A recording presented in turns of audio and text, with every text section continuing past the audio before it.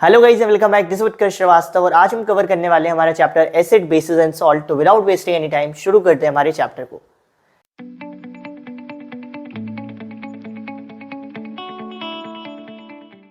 Class 8 में ही आप कुछ बेसिक चीजें पढ़ चुके हो एसिड और बेस के बारे में। जैसे एसिड्स क्या होते हैं, खट्टे होते हैं और बेसिस कड़वे होते हैं। एसिड्स को जब आप लिटमस पेपर पर डालते हो तो कलर ब्लू टू रेड होता है और bases colour red to blue करते हैं। इस चैप्टर में बेसिकली हम एसिड और बेस के बारे में थोड़ा सा और डिटेल में पढ़ेंगे कि कैसे वो एक दूसरे के साथ रिएक्ट करते हैं, कैसे वो और चीज़ों के साथ रिएक्ट करते हैं और कैसे सॉल्ट बनता है, जो बहुत ही इंटरेस्टिंग टॉपिक है। तो स्टार्ट करते हैं हमारे पहले टॉपिक के साथ, जो है इंडिकेटर। इंडिकेटर गाड़ियों में भी होता है, जो हमें ये बताता है कि हम लेफ्ट साइड जाने वाले हैं, राइट साइड जाने वाले हैं। उसी तरीके से जो केमिस्ट्री में इंडिकेटर होता है, वो हमें ये बताते हैं कि कोई भी जो सब्सटेंस है वो एसिड है या बेस है। जैसे लिटमस पेपर है, जिसको लाइकन प्लांट से प्राप्त किया जाता है, वो हमें बताता है कि कोई भी सब्सटेंस एसिड है या बेस है। कैसे बताता है? अपने कलर को चेंज करके। जब भी किसी लिटमस पेपर पे आप एसिड को डालते हो तो कलर ब्लू टू रेड हो जाता है, तो आपको पता चल जाता है कि वो एसिड है। और अगर किसी बेस को डालते हो तो कलर रेड टू ब्लू हो जाता है, तो आपको पता चल जाता है कि वो बेस है। और भी बहुत सारे इंडिकेटर्स हैं जो अपने कलर को चेंज करके हमें ये बताते हैं कि एसिड है या बेस, जैसे कि टर्मरिक यानी कि हल्दी, मिथाइल ऑरेंज, नेफेथलीन। कुछ इंडिकेटर्स ऐसे होते हैं जो कहते हैं हम गिरगिट की तरह कलर नहीं बदलेंगे, हम हमारी स्मेल को बदलेंगे। जैसे कि ओनियन। ओनियन उन इंडिकेटर्स में से एक है जिसको अगर हम किसी एसिड या बेस के साथ ट्रीट करते हैं तो वो अपनी स्मेल को चेंज कर लेती है। तो ऐसे इंडिकेटर जो अपनी ओरिजिनल स्मेल को चेंज कर लेते हैं जब उनको किसी एसिड या बेस के साथ ट्रीट किया जाता है, उन इंडिकेटर्स को हम ओल्फैक्टरी इंडिकेटर्स कहते हैं। ओल्फैक्टरी का सिंपल मतलब होता है related to the sense of smell, इसीलिए हम उन इंडिकेटर्स को ओल्फैक्टरी इंडिकेटर्स कहते हैं। जैसे सबसे सिंपल एग्जांपल ओनियन। ओनियन क्या करती है? वो कहती है अगर मुझे किसी आप बेस के साथ ट्रीट करोगे, बेसिक सॉल्यूशन जैसे कि NaOH के साथ ट्रीट करोगे, तो मैं अपनी जो ओरिजिनल स्मेल है उसको बदल लूंगी, उसको ऑलमोस्ट डिस्ट्रॉय कर दूंगी और एक नई स्मेल बनाऊंगी। तो आपको पता चल जाएगा जो गिवन सब्सटेंस है वो बेस है। साथ ही साथ ओनियन ये भी कहती है कि अगर मुझे किसी एसिड के साथ रिएक्ट कराओगे तो मेरी स्मेल में कोई चेंज नहीं आएगा। तो अगर मैं आपको बोलूँ आपके पास एक ओनियन है और आपको पता करना है सब्सटेंस एसिड है या बेस, तो कैसे पता करोगे? आप उस सब्सटेंस को ओनियन के साथ इस्तेमाल करोगे और अगर ओनियन की स्मेल चली गई यानी कि वो सब्सटेंस बेस है, और अगर ओनियन की स्मेल बनी रही तो वो सब्सटेंस एसिड है। तो इंडिकेटर्स टॉपिक यहीं पर समाप्त होता है। अब आते हैं हमारे टॉपिक एसिड पर। एसिड की बेसिक चीज़ें आपको पता है, लेकिन इस चैप्टर में जैसे मैंने बोला आप एसिड को थोड़ा सा और डिटेल में पढ़ने वाले हो। कैसे एसिड सबके साथ रिएक्ट करता है, एसिड का कैसा व्यवहार है, ये आप जानने वाले हो। तो स्टार्ट करते हैं हमारे पहले पॉइंट के साथ कि एसिड मेटल्स के साथ कैसे रिएक्ट करता है। जैसे आयरन है, सोडियम है, पोटेशियम है, तो एसिड्स मेटल के साथ कैसे रिएक्ट करता है और क्या बनाता है। तो सबसे पहली प्रॉपर्टी है acids react with metals to form salt and hydrogen gas. यहाँ पर हाइड्रोजन को मैंने कैपिटल में लिखा है क्योंकि यही सबसे ज़्यादा इंपॉर्टेंट है। और हमेशा याद रखना जब भी कोई एसिड किसी मेटल के साथ रिएक्ट करता है तो वो हाइड्रोजन गैस बनाता है। जैसे एसिड हमारा हो गया H2SO4 और मेटल हो गया हमारा जिंक, तो यहाँ पर क्या हुआ, एक सॉल्ट बना ZnSO4 और मोस्ट इंपॉर्टेंटली हाइड्रोजन गैस बनी। मैंने लास्ट वीडियो में केमिकल रिएक्शन के वीडियो में आपको बताया था जब भी हाइड्रोजन गैस बनती है तो कैसे साउंड के साथ निकलती है, पॉप साउंड के साथ निकलती है। तो हमेशा याद रखना कहीं से भी अगर पॉप साउंड आए तो इसका मतलब वहां से क्या हो रहा है, हाइड्रोजन गैस निकल रही है। तो सिंपली एक सवाल आता है कि जब भी कोई एसिड मेटल के साथ रिएक्ट कर रहा है तो हाइड्रोजन गैस बार बार बन रही है। एक तो सॉल्ट बन रहा है, दूसरा हाइड्रोजन गैस बन रही है। तो ये हाइड्रोजन आ कहाँ से रही है? क्योंकि मेटल में तो हाइड्रोजन है नहीं, मेटल तो अकेला है भैया, जिंक Zn अकेला है, सोडियम अकेला है, तो ये हाइड्रोजन कहाँ से आ रही है?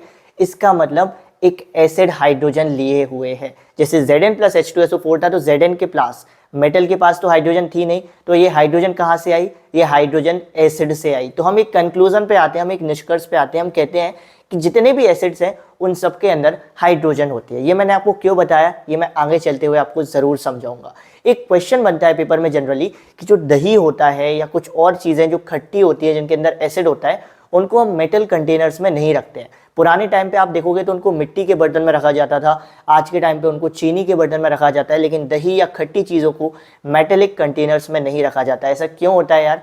अभी अभी तो आपने पढ़ा है, जब भी कोई एसिड किसी मेटल के साथ रिएक्ट कर जाएगा, मेटल के साथ कांटेक्ट में आ जाए तो वो क्या करेगा, एसिड और मेटल रिएक्ट कर जाएंगे और सॉल्ट बनाएगा। और किसे पता जो सॉल्ट है वो क्या कैसा बन रहा है, सॉल्ट कहीं पॉइजनस ना बन जाए, कहीं पूरे जो फूड है उसको खराब ना कर दे और अल्टीमेटली आपकी हेल्थ को खराब ना कर दे। इसीलिए एसिड्स को मेटल में नहीं रखा जाता। एक और रीज़न है जो भी आगे आपको पता चलेगा जैसे जैसे आप इस कॉन्सेप्ट के साथ क्रिस्टल क्लियर होते चले जाओगे।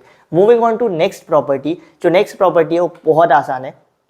Acid react with metal carbonate to form carbon dioxide gas. देखो पहली प्रॉपर्टी थी कि एसिड मेटल के साथ कैसे रिएक्ट करता है, अब हम देखेंगे मेटल कार्बोनेट के साथ कैसे रिएक्ट करता है। मेटल कार्बोनेट का मतलब मेटल, सपोज करो कोई भी मेटल है, कह दो Na, और कार्बोनेट यानी कि CO3, तो मेटल कार्बोनेट क्या हो गया हमारा Na2CO3। तो जब भी कोई एसिड किसी मेटल कार्बोनेट के साथ रिएक्ट करता है तो इंपॉर्टेंट बात ये है कि कार्बन डाइऑक्साइड बनाता है। एंड रिमेंबर एक बहुत ही इंपॉर्टेंट टिप है आप सभी के लिए, कहीं पर भी अगर आप कोई कंपाउंड देखो जिसमें कार्बोनेट हो, CO3 हो, और वो कहीं पर भी रिएक्ट हो रहा हो या उसको हीट कर रहे हो, तो जहां पर भी आपको CO3 दिखा मिल जाए वहां पर CO2 तो बनेगा ही बनेगा। It's 99% sure. 1% चांस ऐसे हैं कि वो रिएक्शन बहुत डिफिकल्ट आ गई जो क्लास 10th में नहीं आती है, 11th 12th में आ सकती है, लेकिन 10th में जितनी भी रिएक्शन है जहां जहां पर CO3 का जिक्र हुआ है, कार्बोनेट का जिक्र हुआ है, वहां पर CO2 का भी जिक्र हुआ है। तो अगर कभी समझ में ना आए कि इस रिएक्शन में क्या लिखना है तो CO2 तो लिख ही आना, ठीक है। तो जब भी कोई मेटल किसी मेटल कार्बोनेट जब भी कोई एसिड किसी मेटल कार्बोनेट के साथ रिएक्ट करता है तो क्या बनाता है, सॉल्ट बनाता है, लेकिन उसके साथ most important carbon dioxide gas बनाता है और वाटर बनाता है। एक और रिएक्शन बनती है जब भी कोई एसिड किसी मेटल हाइड्रोजन कार्बोनेट के साथ रिएक्ट करता है। तो हाइड्रोजन कार्बोनेट क्या होता है, कुछ डिफिकल्ट नहीं है, कार्बोनेट यानी कि CO3 था, उसमें H और जोड़ दो तो वो क्या हो गया HCO3 यानी कि हाइड्रोजन कार्बोनेट। तो जब भी कोई एसिड किसी मेटल हाइड्रोजन कार्बोनेट के साथ रिएक्ट करता है तब भी सेम चीजें ही बनाता है, क्या क्या, सॉल्ट बनाता है, CO2 बनाता है और H2O बनाता है। मैंने बोला था जहां भी CO3 है वहां पर CO2 तो बनना ही बनना है, हमेशा याद रखना है इस चीज को, 99% केसेस में ये बात सही होती है। तो ये हमारी दूसरी प्रॉपर्टी है। इस दूसरी प्रॉपर्टी के साथ एक बहुत ही इंपॉर्टेंट रिएक्शन जुड़ी हुई है जिसका जिक्र करना इस समय पर बहुत ज़रूरी है क्योंकि वो पेपर में हमेशा पूछी जाती है। वो रिएक्शन ये है कि आप सभी ने लास्ट चैप्टर में कैल्शियम हाइड्रोक्साइड के बारे में पढ़ा होगा। तो जब कैल्शियम हाइड्रोक्साइड से CO2 को पास करते हैं, सपोज करो तुमने कैल्शियम हाइड्रोक्साइड का एक सॉल्यूशन लिया और उसमें से CO2 को पास किया, तो पता है क्या होता है, कैल्शियम हाइड्रोक्साइड का सॉल्यूशन का कलर बदल जाता है। उसका कलर कैसा हो जाता है, दूध के कलर का हो जाता है, मिल्की हो जाता है। ये सब क्यों होता है, ये पेपर में पूछा जाता है। ऐसा इसलिए होता है क्योंकि जैसे ही तुम CO2 पास करते हो तो वहां पर CaCO3 कैल्शियम कार्बोनेट बनता है। तो अगर मैं तुमको बोलूं क्या होगा अगर कैल्शियम हाइड्रोक्साइड से CO2 को पास किया जाए, तो सबसे पहली चीज क्या होगी, जो सॉल्यूशन है वो मिल्की हो जाएगा यानी कि दूध जैसे कलर का हो जाएगा और कैल्शियम कार्बोनेट बनेगा। बहुत इजी रिएक्शन है और ये जितने भी रिएक्शंस मैंने उठाए हैं ये सारी बहुत इंपॉर्टेंट रिएक्शंस है। ओके, मूव ऑन करते हैं हमारी नेक्स्ट प्रॉपर्टी पर जो और भी आसान है, इस चैप्टर की सबसे इजी। जब एसिड बेस के साथ रिएक्ट करता है तो ये सबसे सिंपल है, जब भी कोई एसिड और बेस एक साथ मिलते हैं तो ये मिलकर सॉल्ट और पानी यानी कि वाटर बनाते हैं और इस रिएक्शन को हम न्यूट्रलाइजेशन रिएक्शन कहते हैं। जो रिएक्शन होती है एसिड और बेस के बीच में ये न्यूट्रलाइजेशन रिएक्शन कहलाती है। सपोज करो कोई एसिड है HCl, बेस है NaOH, तो तुमको सॉल्ट में क्या मिलेगा, NaCl + H2O। बहुत इजी है लेकिन ये रिएक्शन उतनी ही ज़्यादा इंपॉर्टेंट है, जितनी इजी है उतनी ही इंपॉर्टेंट भी है। तो न्यूट्रलाइजेशन रिएक्शन क्या होती है, सिंपली जब एक एसिड और बेस रिएक्ट करता है और सॉल्ट और वाटर बनाता है तो उस रिएक्शन को हम न्यूट्रलाइजेशन रिएक्शन कहते हैं। Moving on to our next property जो है हमारी acid reacts with metal oxide. तो अभी तक आपने अगर जितनी भी प्रॉपर्टी देखी हो तो वहाँ पर एसिड और मेटल कहीं ना कहीं तरीके से मिलाए जा रहे हैं। पहले में था एसिड और मेटल मिल रहे थे, दूसरे में मेटल कार्बोनेट मिल रहा था, तीसरे में एसिड और बेस मिल रहे थे, लेकिन अब मेटल ऑक्साइड। तो मेटल ऑक्साइड क्या होती है, सिंपली जब मेटल में ऑक्सीजन कंबाइन कर दो तो उसको तुम मेटल ऑक्साइड कहते हो। जैसे कॉपर था, कॉपर में ऑक्सीजन मिला दी तो वो कॉपर ऑक्साइड हो गई। तो जब भी कोई एसिड मेटल ऑक्साइड से मिलता है तो भी वो सॉल्ट और वाटर ही बनाता है। जैसा न्यूट्रलाइजेशन रिएक्शन में होता है सेम यहाँ पर होता है। कैसे होता है मैं बताता हूँ। जो मेटेलिक ऑक्साइड होते हैं, सपोज करो CuO कॉपर ऑक्साइड जो है, इसका नेचर होता है बेसिक, यानी कि एक तरीके से ये बेस का काम करती है। तो बेस और एसिड तो मिलकर सॉल्ट और वाटर ही बनाएंगे। ये बहुत ही इंपॉर्टेंट रिएक्शन है लेकिन बहुत ही इजी रिएक्शन है क्योंकि ये भी ऑलमोस्ट कॉपी पेस्ट है न्यूट्रलाइजेशन रिएक्शन का। जितनी भी मेटेलिक ऑक्साइड्स होती हैं ये सारी बेसिक नेचर की होती हैं, यानी कि एक तरीके से ये बेस का काम करती हैं। तो जितने भी बेस हैं और एसिड जब कॉम्बाइन होंगे तो तुमको पता ही है क्या होना है, ये ये तुम्हारा सॉल्ट ऑफ वाटर ही बनाएंगे। तो CuO प्लस HCl क्या बनाएगा, CuCl2 plus H2। Very simple to understand. Okay, last property हमारी एसिड्स की, acids are corrosive in nature. Corrosive का मतलब क्या होता है हमने फर्स्ट चैप्टर में समझा था। अगर आपने वो वीडियो अभी तक नहीं देखी तो जाके प्लीज देख लो, आई बटन पे आपको भी उसकी लिंक दिख रही होगी। बहुत इजीली मैंने उस पूरे चैप्टर को समझाया है। कोरोसिव का मतलब होता है, जब भी अगर सपोज करो मैंने बोला HCl कोरोसिव है, उसका मतलब ये है कि अगर तुम इसको किसी मेटल में रखोगे तो वो मेटल को खा जाएगा, मेटल को वीक बना देगा, कोरोड कर देगा। तो एसिड्स का यही होता है। जनरली जो स्ट्रॉन्ग एसिड्स होते हैं जैसे कि HCl, HNO3, H2SO4, इनको आपने देखा होगा लैब में कांच की बोतल में रखा जाता है, किसी मेटल की बोतल में नहीं रखा जाता। पता है इसे क्यों होता है? क्योंकि अगर इनको किसी मेटेलिक कंटेनर में रखेंगे तो ये मेटल को कोरोड कर देंगे। क्यों कोरोड करेंगे? क्योंकि इसकी ये प्रॉपर्टी है, acids are corrosive in nature. और सिर्फ ऐसा नहीं है कि सिर्फ एसिड्स ही कोरोसिव होते हैं, कुछ बेस भी कोरोसिव होते हैं, जैसे कि NaOH। NaOH एक ऐसा बेस है जो बहुत ज़्यादा कोरोसिव होता है। एक इंपॉर्टेंट सवाल बनता है that what do all acids have common, कि सारे एसिड्स में कॉमन होता क्या है। एक तो सबसे बेसिक चीज़ जो कॉमन होती है कि लिटमस पेपर में वो कलर क्या करते हैं, ब्लू टू रेड करते हैं। लेकिन मोस्ट इंपॉर्टेंट चीज़ जो हमने वीडियो की स्टार्टिंग में डिस्कस की थी कि सारे एसिड्स के अंदर हाइड्रोजन कॉमन होती है। That is we have seen that hydrogen ion has been common in all the acids and when the acid reacts these hydrogen ions get dissociated. हमने देखा है कि सारे एसिड्स में हाइड्रोजन आयंस होते हैं और जब भी कोई एसिड रिएक्ट करता है तो ये हाइड्रोजन आयंस डिसोसिएट होते हैं। कैसे हम इसको प्रूव कर रहे थे कि जब भी कोई मेटल और एसिड रिएक्ट कर रहा है तो हाइड्रोजन बन रही है। तो ये हाइड्रोजन कहाँ से आ रही है? ये हाइड्रोजन इसका मतलब एसिड से ही आ रही है। तो एसिड की हम डेफिनेशन क्या कर सकते हैं कि एसिड वो सब्सटेंस है जिनके अंदर हाइड्रोजन होती है और जो जब किसी से रिएक्ट करते हैं तो वो हाइड्रोजन आयंस में डिसोसिएट होते हैं या हाइड्रोजन आयंस को बनाते हैं। तो acids are the substance which dissociate into hydrogen ions when dissolve in water. Simple है एसिड की डेफिनेशन, ठीक है। अब एक इंपॉर्टेंट चीज जो आप समझ गए कि सारे एसिड्स के अंदर हाइड्रोजन है, बट इसका मतलब है ये नहीं हुआ कि जिन जिन के अंदर हाइड्रोजन है वो सब एसिड है। इसको मैं सिंपल एक एक्सप्लेन करता हूँ कि देखो एक लाइन है, all the acids contain hydrogen. सारे एसिड्स के अंदर हाइड्रोजन है but all the hydrogen containing compounds are not acids. लेकिन सारे जो कंपाउंड जिनके अंदर हाइड्रोजन है वो एसिड्स नहीं है। इसका क्या मतलब है कि C6H12O6 ग्लूकोज, इसके अंदर हाइड्रोजन है। C2H5OH अल्कोहल, इसके अंदर हाइड्रोजन है, लेकिन ये एसिड नहीं माने जाते हैं। इसका रीज़न क्या है? क्योंकि ये हाइड्रोजन होने के बावजूद भी हाइड्रोजन आयंस में डिसोसिएट नहीं होते हैं। यानी कि एसिड होने के लिए क्या ज़रूरी है? सिर्फ हाइड्रोजन होना ज़रूरी नहीं है, हाइड्रोजन आयंस में डिसोसिएट होना भी बहुत ज़रूरी है। तो सिंपली अगर मैं बोलूँ तो एसिड्स कौन होते हैं?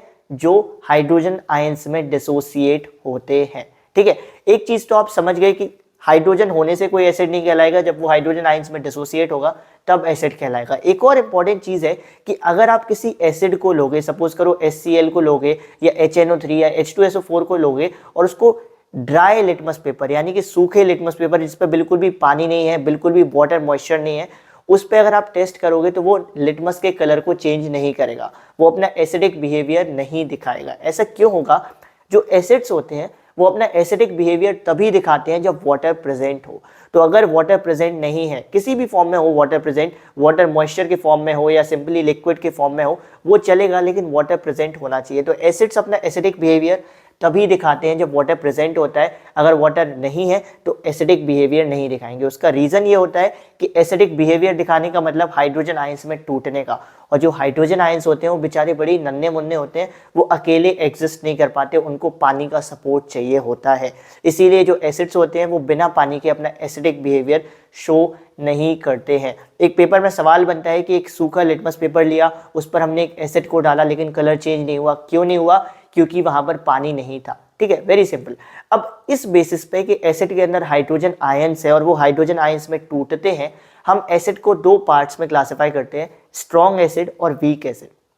स्ट्रॉन्ग एसिड पहले आपने पढ़े होंगे 9th में या 8th में कि वो एसिड जिनको अगर तुम हाथ पे डालो तो तुम्हारा हाथ जल जाए, शरीर पे डालो, कपड़े पे डालो तो वो सब चीज़ें जो जल जाए, जिनसे तुमको ज़्यादा हार्मफुल इफेक्ट्स हो। लेकिन अभी हम ये डेफिनेशन नहीं पढ़ेंगे, हम थोड़ी दिमाग वाली डेफिनेशन समझेंगे, डिटेल वाली। हर एसिड के अंदर हाइड्रोजन है और वो हाइड्रोजन आयंस में डिसोसिएट हो रहे हैं। तो स्ट्रॉन्ग एसिड्स वो एसिड्स होते हैं जिनको अगर तुम पानी में मिलाओ तो बहुत सारे हाइड्रोजन आयंस प्रोड्यूस हो, और वीक एसिड्स वो एसिड्स होते हैं जिनको अगर तुम पानी में मिलाओ तो बहुत कम हाइड्रोजन आयंस प्रोड्यूस हो। वेरी सिंपल डेफिनेशन, बस इतनी सी बात है कि जहां पर ज्यादा हाइड्रोजन आयंस प्रोड्यूस कर रहा है जो एसिड, वो स्ट्रॉन्ग एसिड है, और जो कम हाइड्रोजन आयन प्रोड्यूस कर रहा है वो वीक एसिड है। यानी कि acids which are almost completely ionised in water and thus produces a large amount of hydrogen ions are called strong acids like HCl, HNO3। पता है हमको पहले स्ट्रॉन्ग एसिड्स कौन कौन होते हैं।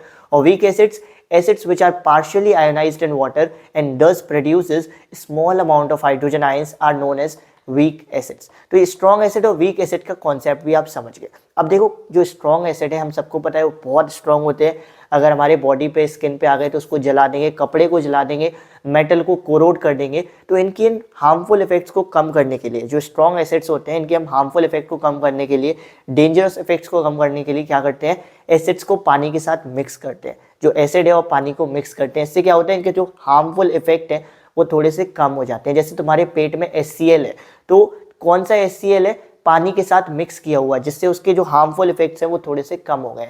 अब पानी को कितना मिक्स किया है उसके बेसिस पे भी तुम एसिड को दो पार्ट्स में क्लासिफाई करते हो, कंसंट्रेटेड एसिड और डाइल्यूट एसिड। अगर तुमने एसिड में बिल्कुल भी पानी नहीं डाला, यानी कि वो जो एसिड है वो बिल्कुल प्योर एसिड रखा हुआ है और उसमें तुमने बिल्कुल भी पानी नहीं डाला, तो वो एसिड तुम्हारा कंसंट्रेटेड एसिड है, यानी कि बिल्कुल स्ट्रॉन्ग एसिड है, उस बहुत तगड़ा वाला उसके हार्मफुल इफेक्ट होने वाले हैं। और अगर तुमने किसी एसिड में पूरा भर के पानी डाल दिया जितना हो सकता था, तो वो एसिड तुम्हारा डाइल्यूट एसिड कहलाता है। तो कंसंट्रेटेड एसिड कौन से एसिड्स होते हैं, जिनमें minimum possible amount of water होता है, जिनमें बिल्कुल भी पानी नहीं होता है, वो कंसंट्रेटेड एसिड्स हैं। और इनको हम डिनोट कैसे करते हैं, सिंपली CONC लिख देते हैं।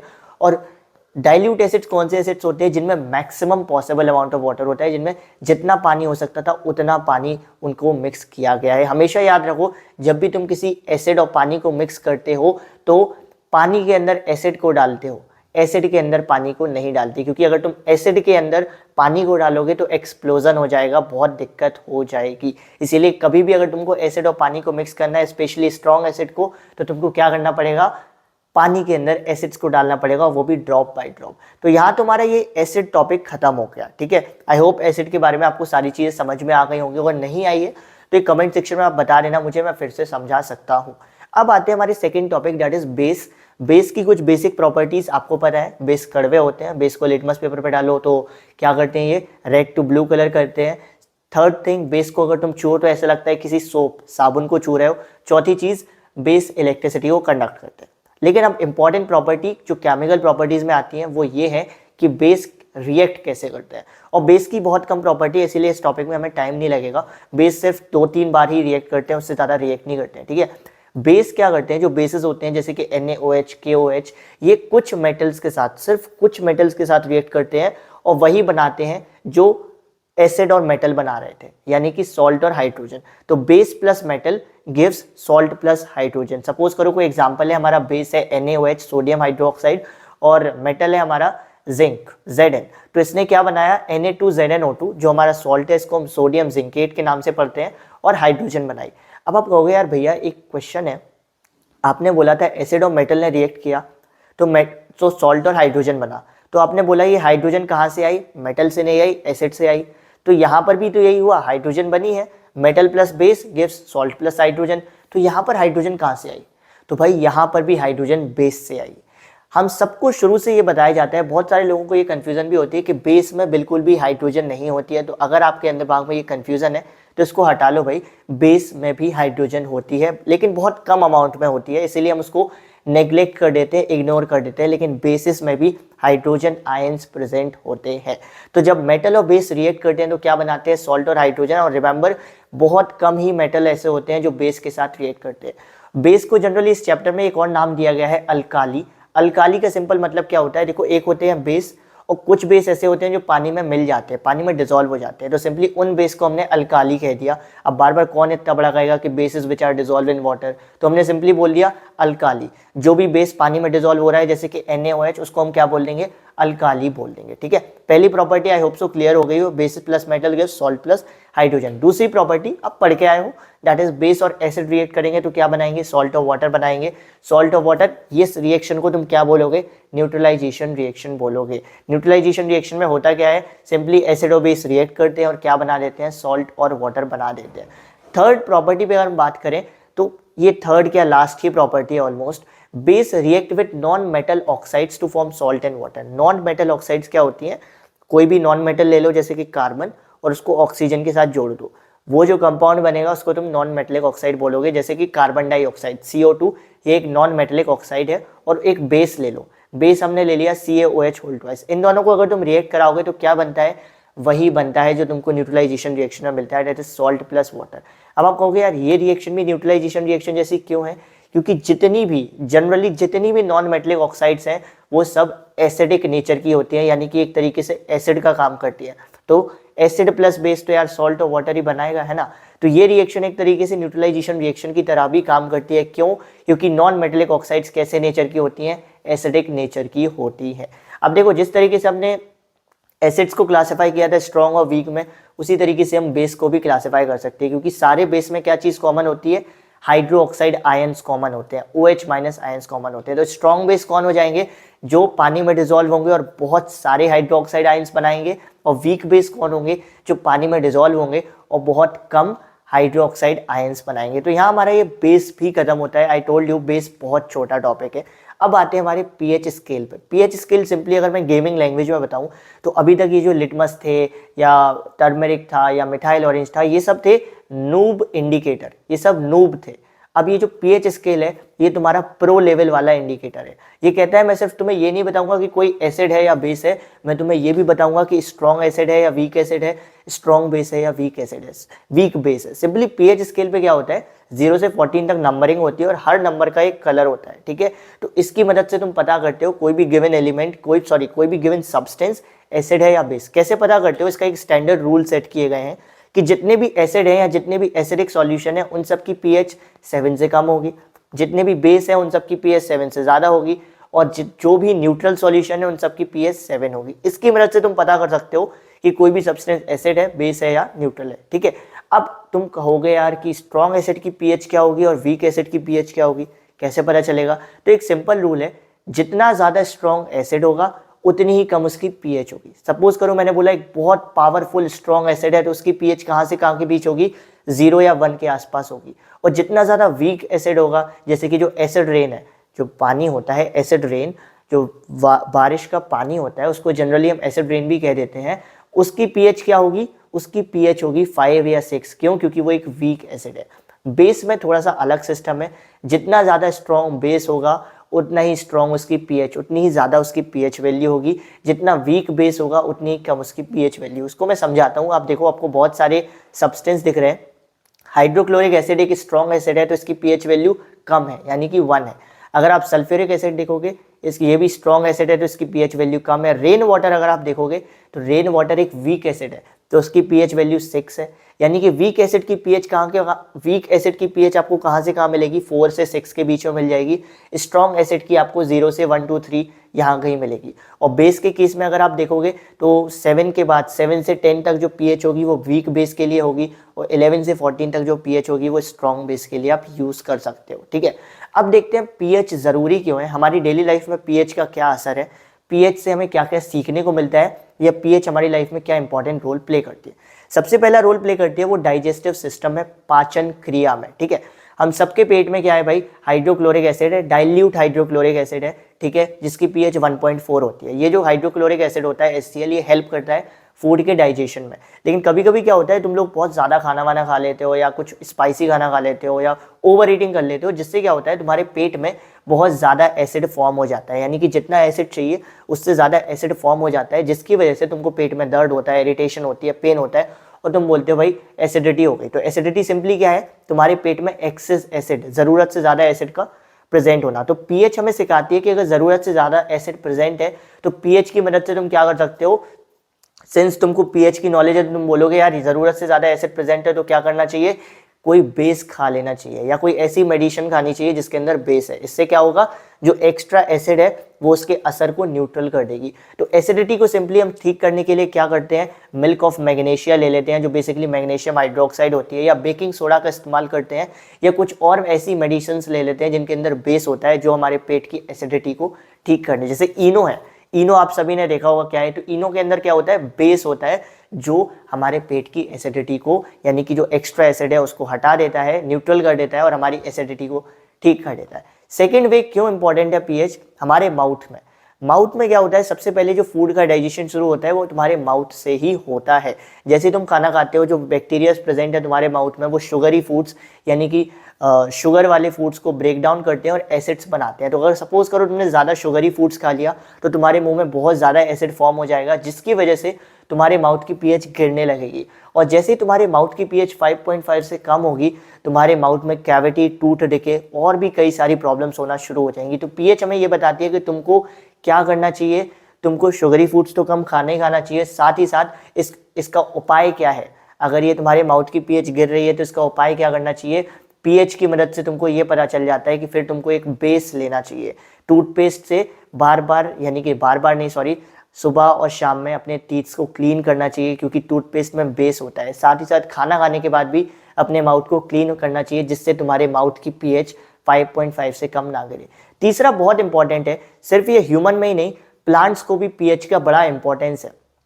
प्लांट्स कहते हैं कि देखो, अगर सॉइल की पीएच 7 के आसपास होगी तभी हम बढ़िया से ग्रो कर पाएंगे। अगर वो ज़्यादा एसिडिक हो गया या सॉइल ज़्यादा बेसिक हो गई तो हम बढ़िया से ग्रो नहीं कर पाएंगे। तो प्लांट्स कहते हैं हमारे लिए भी पीएच बहुत ज़रूरी है। साथ ही साथ पीएच की मदद से हम पता कर पाते हैं कि जो सॉइल है वो ज़्यादा एसिडिक है या ज़्यादा बेसिक है। तो पीएच से हमें ये सीखने को मिल जाता है कि अगर सॉइल ज़्यादा एसिडिक है तो तुम उसमें कोई बेस डाल दो, जैसे कि चॉक पाउडर डाल दो, कैल्शियम कार्बोनेट डाल दो, जिससे क्या होगा, एसिड न्यूट्रलाइज हो जाएगा। एनिमल्स में भी बहुत इंपॉर्टेंट है। हमारी बॉडी की पीएच सबसे बेस्ट, अगर तुम चाहते हो तुम्हारी बॉडी सबसे अच्छे से काम करे तो उसकी पीएच 7 से 7.8 के बीच होनी चाहिए। अगर ये पीएच में थोड़ा सा भी डामाडोल हुआ तो तुम्हारी बॉडी अच्छे से वर्क नहीं कर पाएगी यार, ठीक है। तो तुम्हारी बॉडी को भी अच्छे से वर्क करने के लिए एक सही पीएच मेंटेन करनी पड़ेगी। साथ ही साथ जो एक्वाटिक एनिमल्स हैं उनको तो बहुत ही ज़्यादा स्ट्रगल होता है पीएच की वजह से। एक्वाटिक एनिमल्स यानी कि पानी में रहने वाले जानवर। सिंपली क्या होता है, जब भी बारिश होती है तो बारिश में बहुत सारी गैसेस मिल जाती हैं और वो उसको एसिड रेन बना देती हैं। एसिड रेन क्या है, जब बारिश के पानी की पीएच 5.5 के आसपास हो या उससे कम हो तो तुम बारिश को एसिड रेन कह देते हो। यही एसिड रेन रिवर्स में जाता है और ये पानी को और ज़्यादा एसिडिक बना देता है, जिसकी वजह से पानी में रह रहे जानवरों के लिए क्या होता है, उनको वहाँ पर रहना मुश्किल हो जाता है, उनके लिए सर्वाइवल बहुत कठिन हो जाता है। इसीलिए एक्वाटिक एनिमल्स के लिए भी पीएच बहुत इंपॉर्टेंट है, उनको भी पीएच की वजह से बहुत कुछ जानने को मिलता है। ओके, लास्ट थिंग जो आप डेली लाइफ में आप देखते होंगे, सेल्फ डिफेंस। सेल्फ डिफेंस क्या होता है, कई बार आपको कोई चिंटा काट गया या मधुमक्खी काट गई तो आपको बड़ा दर्द होता है, लेकिन आज तक आपको ये समझ नहीं आया कि ऐसा होता क्यों है। क्या होता है, जब भी कोई चिंटा या कोई मधुमक्खी आपको काटती है तो वो आपकी बॉडी के अंदर एक एसिड डाल जाती है। जैसे कोई चिंटा यानी कि आंट आपको काटता है तो आपकी बॉडी के अंदर मिथेनोइक एसिड डाल जाता है, जिसकी वजह से आपको बहुत जलन होती है, आपको बहुत पेन होता है। तो पीएच हमें सिखाती है अगर वो एसिड डाल के गई है तो तुमको क्या करना है, वहाँ पर कोई बेस लगा लेना है। सपोज करो मुझे यहाँ पर अगर कोई चिंटा काट गया तो मैं क्या करूँगा, कोई बेस, सपोज करो साबुन लूँगा उससे रब करूँगा या बेकिंग सोडा लूँगा उससे रब करूँगा। इससे क्या होगा, जो एसिड है वो न्यूट्रलाइज हो जाएगा और मुझे आराम मिलेगा। तो ये तो 5-6 चीज़ें थी जो बताती हैं पीएच हमारी लाइफ में कैसे इंपॉर्टेंट है और पीछे पीएच जो है हमारी डे टू डे लाइफ में कैसे एक इंपॉर्टेंट रोल प्ले कर रही है। अब आते हैं हमारी लास्ट टॉपिक पर, दैट इज सॉल्ट, जो इस चैप्टर का लास्ट टॉपिक है और मोस्ट इंपॉर्टेंट टॉपिक है। अगर बेसिकली डिफाइन मुझे करना हो सॉल्ट क्या होता है तो सिंपली सॉल्ट वो कंपाउंड है जो फॉर्म होते हैं जब एसिड और बेस रिएक्ट करते हैं। वैसे सॉल्ट की डेफिनेशन बहुत अलग है जो तुम 11th और 12th में पढ़ोगे, बट अभी तुम्हारे लिए बिल्कुल सिंपल, जब एसिड और बेस रिएक्ट करते हैं तो सॉल्ट बनते हैं। अब पीएच यहाँ भी आती है। पीएच कहती है कि मेरे हिसाब से सॉल्ट 4 तरीके के होते हैं। कुछ सॉल्ट जो एसिडिक सॉल्ट होंगे, कुछ होंगे बेसिक सॉल्ट, कुछ होंगे न्यूट्रल सॉल्ट। जैसे न्यूट्रल सॉल्ट की पीएच होगी 7, एसिडिक सॉल्ट की पीएच होगी 7 से कम और बेसिक सॉल्ट की पीएच होगी 7 से ज़्यादा। और ये सॉल्ट बनते कैसे हैं, एसिडिक, बेसिक या न्यूट्रल कैसे बनते हैं, ये आपको स्क्रीन पे दिख रहा है। अगर स्ट्रॉन्ग एसिड और स्ट्रॉन्ग बेस है तो न्यूट्रल सॉल्ट बनेगा, अगर वीक एसिड और वीक बेस है तो न्यूट्रल सॉल्ट बनेगा। लेकिन अगर स्ट्रॉन्ग एसिड और वीक बेस है, सपोज करो एक स्ट्रॉन्ग एसिड और एक वीक बेस है, तो जो चीज़ स्ट्रॉन्ग है उसका बिहेवियर रहेगा यानी कि एसिडिक सॉल्ट बनेगा। और इसका उल्टा अगर हम कहें तो अगर वीक एसिड और स्ट्रॉन्ग बेस है तो कैसा सॉल्ट बनेगा, बेसिक सॉल्ट। सबसे इंपॉर्टेंट सॉल्ट जो डेली लाइफ में आप अपने घर में देखते होगे, किचन में देखते हो, दैट इज कॉमन सॉल्ट। नाम ही उसका कॉमन सॉल्ट है। कॉमन सॉल्ट को, कॉमन को हम कहते हैं हिंदी में आम और सॉल्ट को हम कहते हैं नमक, यानी कि आम नमक।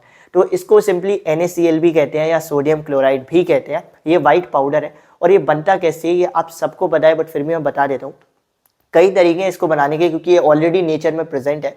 बेसिकली अगर तुमको ये लैब में बनाना है, अगर तुमको इसको केमिस्ट्री लैब में बनाना है, तो फिर तुम इसको कैसे बनाओगे? तो फिर तुम सिंपली क्या करते हो, एसिड और बेस को रिएक्ट करा देते हो। जैसे कि एसिड हो गया हमारा HCl, बेस हो गया NaOH, तो तुमको NaCl प्लस वाटर मिल जाएगा। लेकिन जनरली तुम कॉमन सॉल्ट को इस तरीके से नहीं बनाते हो कॉमर्शियल पर्पस पे, ठीक है? क्यों नहीं बनाते हो? क्योंकि पहले से ही इतना ज़्यादा नेचर में ये प्रेजेंट है, इतना ज़्यादा प्रकृति में प्रेजेंट है कि तुमको लैब में बनाने की ज़रूरत ही नहीं है कॉमर्शियल पर्पस के लिए। दो तरीके से कॉमन सॉल्ट ऑब्टेन होता है। पहला तरीका होता है समुद्र के पानी से। हम सबको बताया समुद्र का पानी क्या है भाई? खारा है। तो क्या किया जाता है, समुद्र के पानी को बड़े बड़े पूल्स में स्टोर किया जाता है और ऐसी जगह पे स्टोर किया जाता है जहाँ पर बहुत ज़्यादा सनलाइट प्रेजेंट हो।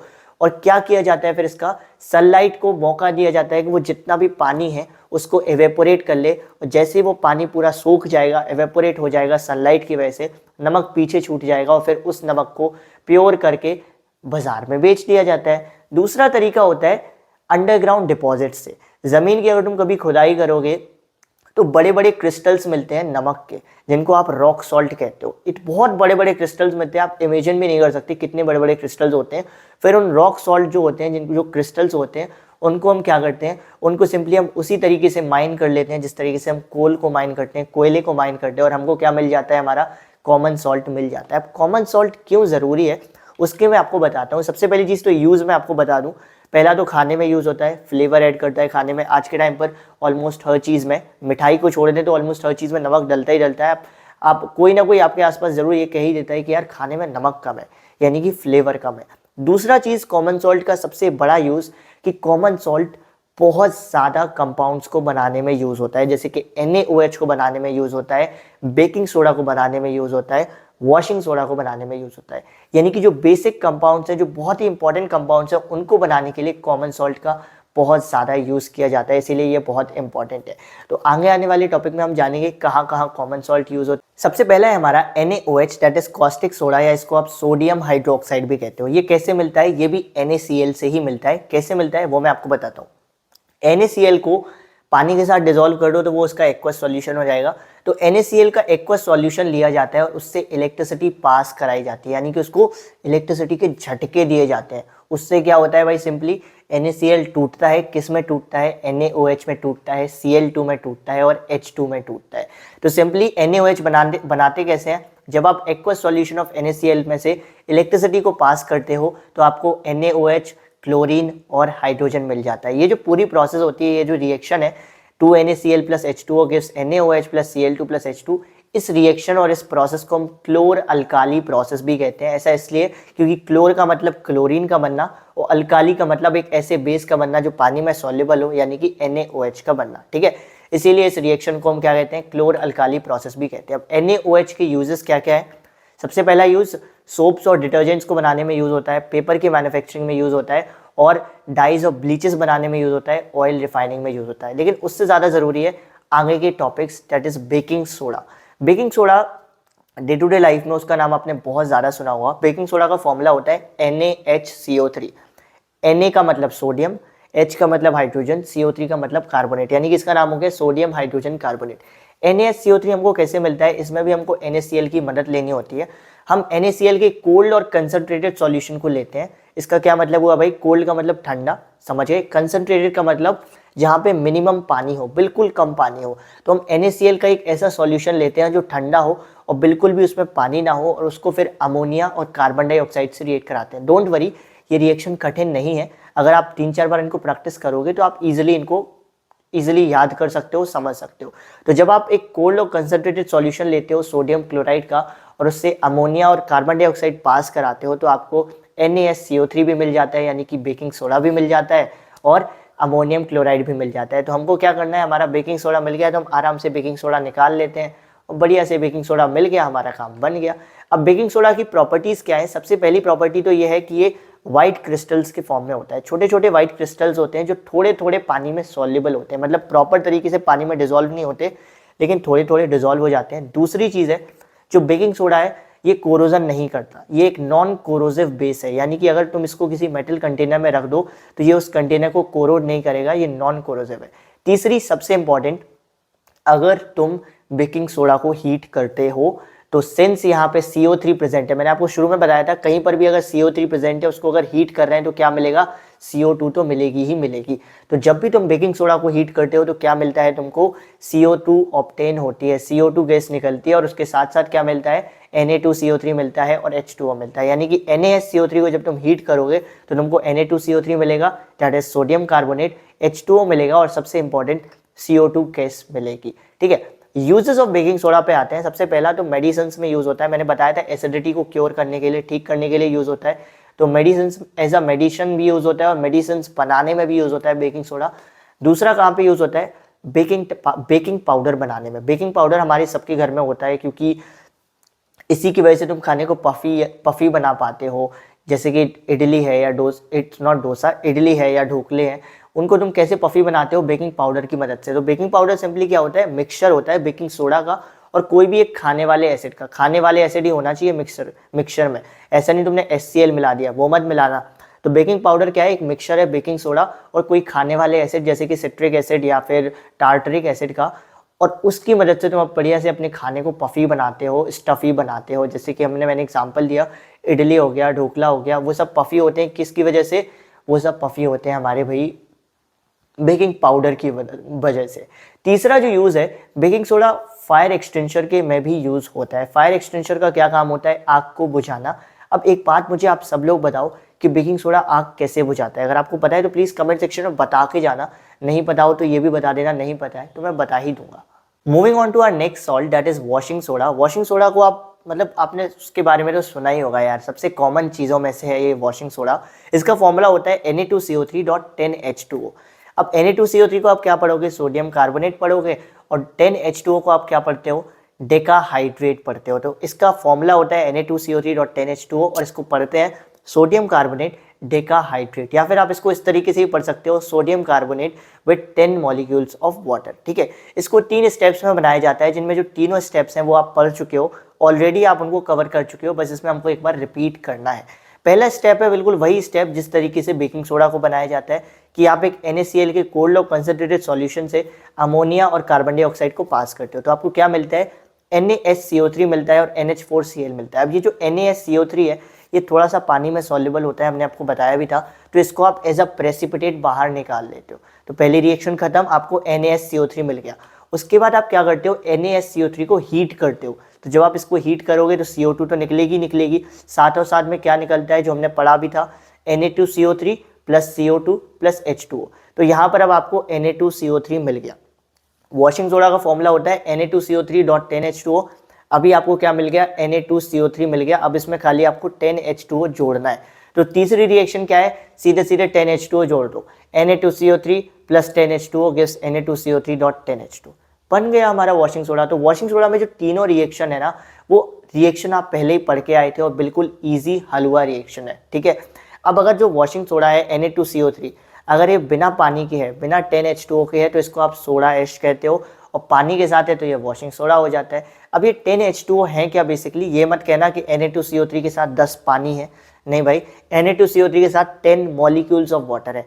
इसको आप वाटर ऑफ क्रिस्टलाइजेशन भी कहते हो, लेकिन वाटर ऑफ क्रिस्टलाइजेशन आपको अभी पढ़ना ही नहीं है, ये आप 11-12 में पढ़ोगे इसके बारे में डिटेल में, तो तभी पढ़ना। अभी चीज़ों को सिंपल रखते हैं। तो Na2CO3.10H2O को आप क्या पढ़ सकते हो, sodium carbonate with 10 molecules of water. तो वॉशिंग सोडा आप समझ गए। इसको मैं तीनों रिएक्शन को सम अप करूँ तो क्या होगा, NaCl plus H2O plus CO2 plus NH3 आपको क्या देता है, NH4Cl प्लस NaSCO3 देता है।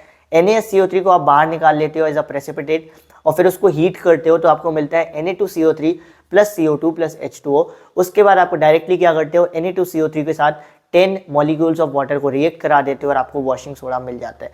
वॉशिंग सोडा की प्रॉपर्टीज़ क्या है, सबसे पहली प्रॉपर्टी है कि एक क्रिस्टलाइन सॉलिड है जो पानी में सॉल्युबल है। पानी में सॉल्युबल तो होगा ही क्योंकि ये वॉशिंग सोडा है, वॉश करने के लिए इस्तेमाल होता है, तो पानी में तो सॉल्युबल होना ही पड़ेगा। दूसरी प्रॉपर्टी इसकी क्या है, ये अल्कलाइन है नेचर में। अल्कलाइन नेचर का मतलब ये एक बेस है, कैसा बेस है, जो पानी में सॉल्युबल है। यानी कि जो दोनों प्रॉपर्टीज़ हैं वो ऑलमोस्ट सेम ही है, बस घुमा फिरा के सेम बात ही कही गई है। वॉशिंग सोडा के यूज़ क्या है, सबसे पहला यूज़ तो एज अ क्लींजिंग एजेंट, चीज़ों को क्लीन करने में, चीज़ों को मेन कपड़ों को क्लीन करने में इस्तेमाल होता है। दूसरा यूज़ है पानी की हार्डनेस मिटाने में यूज़ होता है, जो परमानेंट हार्डनेस होती है पानी की उसको मिटाने में यूज़ होता है। तीसरा ग्लास, सोप, पेपर की मैन्युफैक्चरिंग में यूज़ होता है। और चौथा सोडियम के कई कंपाउंड्स जैसे कि बोरेक्स, उनको बनाने में भी यूज़ होता है। आखिरी जो 2 सॉल्ट है उनमें हमारा एक सॉल्ट है ब्लीचिंग पाउडर, जो सबसे ईजी, सबसे कॉमन सॉल्ट। फिर कॉमन सॉल्ट, यार कॉमन सॉल्ट का मतलब जिसको आप इजीली ऑब्जर्व कर रहे हो वैसा वाला सॉल्ट है। कॉमन सॉल्ट का मतलब यहाँ पे मेरा NaCl से नहीं है, ठीक है। तो ब्लीचिंग पाउडर क्या है, इसको आप बहुत ज़्यादा इसका यूज़ देखते होगे अपने आसपास। मेकअप इंडस्ट्री में इसका बहुत यूज़ है, टेक्सटाइल इंडस्ट्री में इसका बहुत यूज़ है, ठीक है। ब्लीचिंग पाउडर का फॉर्मूला होता है CaOCl2, Ca यानी कि कैल्शियम, O यानी कि ऑक्सी, Cl2 का यानी क्लोराइड। तो यहाँ पे इसको पढ़ेंगे कैल्शियम ऑक्सी क्लोराइड, ठीक है। इसको बनाने का सिंपल तरीका है यार, CaOH होल ट्वाइस, यानी कि जो कैल्शियम हाइड्रोक्साइड होती है उससे CO2 को पास कर दो। सिंपल CO2 को पास करो तो क्या मिल जाएगा, नॉट CO2, Cl2 को पास कर दो, क्लोरीन को पास कर दो, तुमको क्या मिल जाएगा, CaOCl2, यानी कि तुम्हें जो चाहिए वो मिल जाएगा, यानी कि ब्लीचिंग पाउडर मिल जाएगा और H2O मिल जाएगा। ब्लीचिंग पाउडर दिखता कैसे ही आपको इमेज में दिख रहा होगा। ब्लीचिंग पाउडर की प्रॉपर्टीज़ होती हैं कि ये देखो सिंपली एक वाइट पाउडर होता है जिसमें से क्लोरीन की बहुत ज़्यादा स्मेल आती है।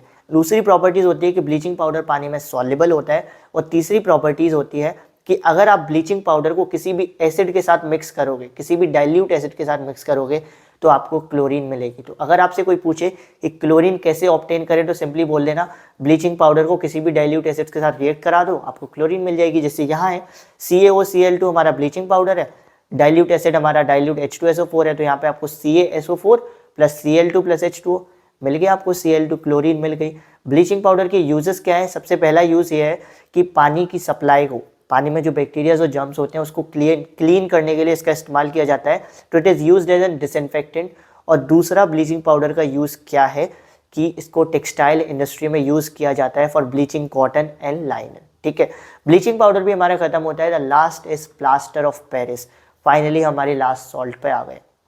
प्लास्टर ऑफ पेरिस सबसे इजीली आप ऑब्जर्व कर लेते हो, आपके घर में आप जहाँ बैठे हो वहीं पर आपको ऑब्जर्व हो जाएगा, या आसपास किसी को कभी फ्रैक्चर हुआ हो तो उसको भी आपने POP उस पर लगा देखा होगा। तो प्लास्टर ऑफ पेरिस का सिंपल फॉर्मूला होता है CaSO4 dot half H2O, half यानी कि 1/2 H2O। और इसको पढ़ते कैसे हैं, CaSO4 यानी कि calcium sulphate hemihydrate, calcium sulphate hemihydrate, या फिर आप बोल सकते हो calcium sulphate with half molecules of water, इस तरीके से भी आप बोल सकते हो। तो POP जो हमारा प्लास्टर ऑफ पेरिस है ये बनता है जिप्सम से। जिप्सम क्या होता है, सिंपली CaSO4.2H2O, जिप्सम हमारा ये होता है। तो सिंपली आपको क्या करना है, CaSO4.2H2O में से थोड़े से H2O हटाने और आपको POP मिल जाएगा। तो क्या किया जाता है, जिप्सम को एग्जैक्टली 100 डिग्री सेल्सियस पे हीट किया जाता है, ना ज़्यादा ना कम, एग्जैक्टली 100 डिग्री सेल्सियस पे हीट किया जाता है, जिससे क्या होता है इसका 3/4 वाटर मॉलिक्यूल्स हट जाते हैं और हमको POP प्लास्टर ऑफ पेरिस मिल जाता है। यानी कि CaSO4.2H2O को जब तुम एग्जैक्टली 100 डिग्री सेल्सियस पे हीट करोगे तो तुमको POP मिल जाएगा, यानी कि CaSO4.हाफ H2O, ये तुम्हारा POP है। अब POP की कुछ बहुत ही ज़्यादा इंपॉर्टेंट प्रॉपर्टीज़ है। पहली चीज़ तो ये एक वाइट पाउडर है, सबको पता है ये वाइट पाउडर है। दूसरी चीज़, जो प्लास्टर ऑफ पेरिस होता है इसको पानी से, वाटर मॉइस्चर से बहुत दूर रखा जाता है। इसका रीज़न क्या है, इसका रीज़न ये है कि अगर ये ज़रा सा भी पानी के कांटेक्ट में आता है तो ये बहुत ही हार्ड मास बन जाता है, ये वापस से ऑलमोस्ट जिप्सम बन जाता है जो बहुत हार्ड होता है। इसको आप कभी भी ऑब्जर्व कर लेना अपने आसपास, अगर ढोके से भी POP पानी के कांटेक्ट में आ गया तो ये बहुत हार्ड हो जाएगा। क्यों, क्योंकि ये वापस से ऑलमोस्ट जिप्सम बन जाएगा। इसीलिए जो POP होता है उसको पानी से बहुत दूर, इवन वाटर मॉइस्चर से भी बहुत दूर रखा जाता है। जो यूजेस हैं प्लास्टर ऑफ पेरिस के, आई डोंट थिंक सो बताने की ज़रूरत है। सबसे पहला यूज़ तो हॉस्पिटल में होता है, फ्रैक्चर्ड बोन्स को राइट पोजीशंस में लाने के लिए। दूसरा यूज़ होता है कॉस्मेटिक्स, टॉयज़ इंडस्ट्रीज में होता है। तीसरा यूज़ क्या होता है, हमारे घर की सर्फेसेस को क्लीन, नॉट क्लीन, स्मूथ बनाने के लिए, चिकना बनाने के लिए। फोर्थ जो हमारा यूज़ है दैट प्लास्टर ऑफ पेरिस को यूज़ किया जाता है फायर प्रूफ मटेरियल बनाने के लिए भी। तो यहाँ तो हमारी वीडियो का होता है दी एंड। आई होप सो आप सभी को ये चैप्टर इजीली समझ आ गया होगा। ये पूरी वीडियो थोड़ी सी लंबी थी बट आई होप सो मैंने आप सभी के कॉन्सेप्ट्स को प्रॉपर तरीके से क्लियर कर दिया होगा, आपको कोई डाउट्स नहीं रहे होंगे। मिलेंगे हमारी नेक्स्ट वीडियो में एक नए चैप्टर के साथ, बहुत ही ईजिली समझेंगे एक नए चैप्टर को। तब तक के लिए stay focused and thank you for watching.